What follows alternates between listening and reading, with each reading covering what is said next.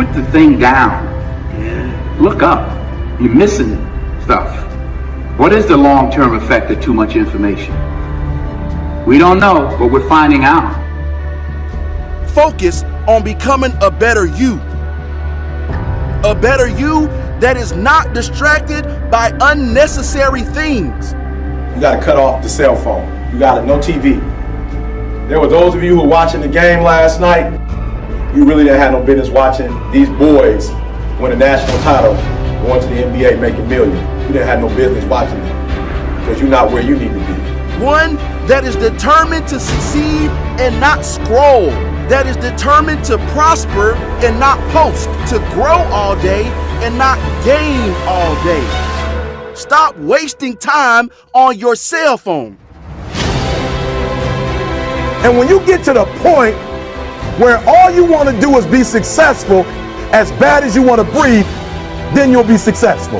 It's about you and your future. It's about your grades. It's about your dreams. Ultimately, it's about your life.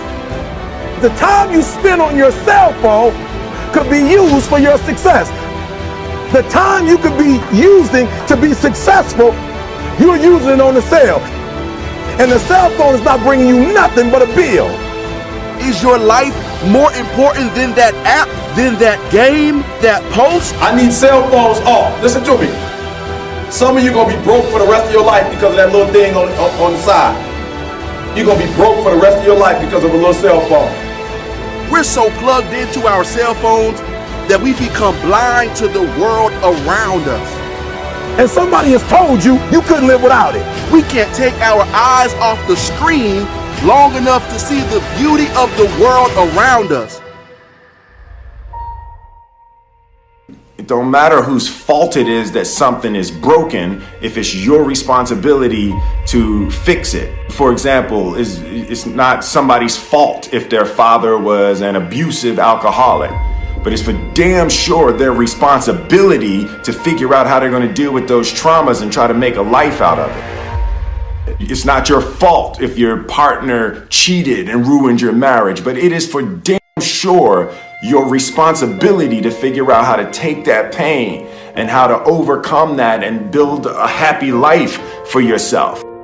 Fault and responsibility do not go together. It sucks, but they don't. When something is somebody's fault, we want them to suffer. We want them punished. We want them to pay. And we want it to be their responsibility to fix it, but that's not how it works, especially when it's your heart.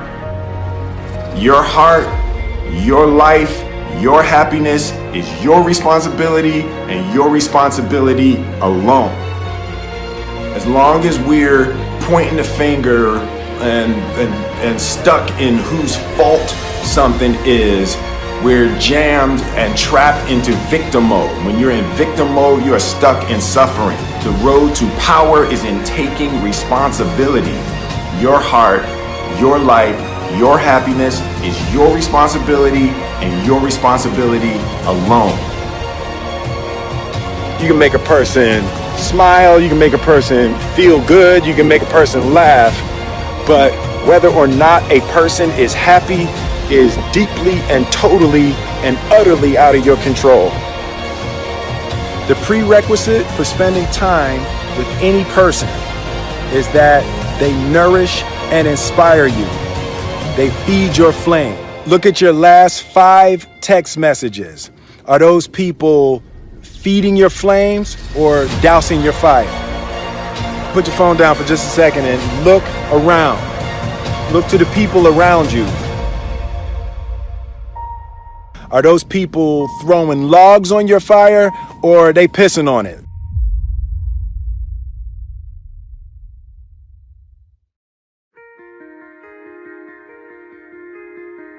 I want my life, I want my work, my family, I want it to mean something. And it's like, if you are not making someone else's life better, then you're wasting your time.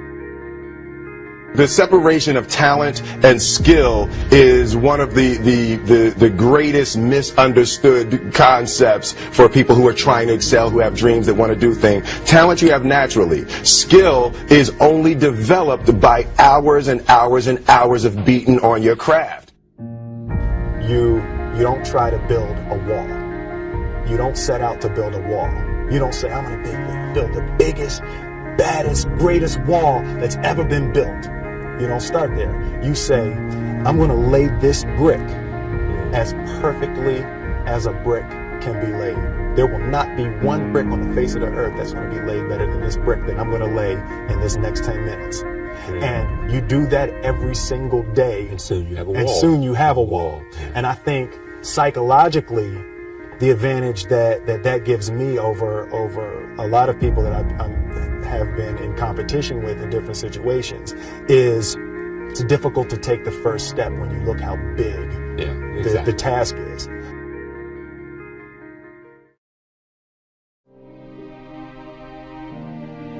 The definition of who I am is very clear to me, and it also redefines who I want to be, in that I know for a fact that I'm stronger than I thought I was.